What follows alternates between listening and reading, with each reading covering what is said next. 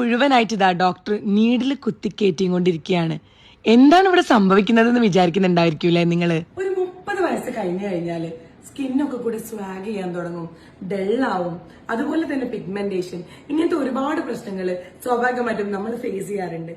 കോഴിക്കോട്ടുകാർ ഇതുവരെ കേൾക്കാത്തൊരു പേരാണ് cosmetic acupuncture. അങ്ങനെ നമ്മൾ തേജയിൽ എത്തിയിട്ടുണ്ട്. കോസ്മെറ്റിക് അക്യൂപഞ്ചർ എങ്ങനെയാ ചെയ്യാന്നുള്ളൊരു ക്യൂരിയോസിറ്റി സത്യം പറഞ്ഞ എനിക്കുണ്ട്.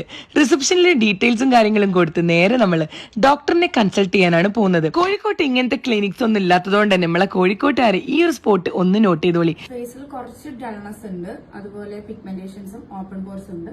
ഈ ഒരു കേസിൽ നമുക്കിത് അഡ്വൈസ് ചെയ്യാം. ഡോക്ടറിനെയൊക്കെ കണ്ട് നമ്മൾ നേരെ പ്രൊസീജിയർ റൂമിലോട്ടാണ് പോയിട്ടുണ്ടായിരുന്നത്.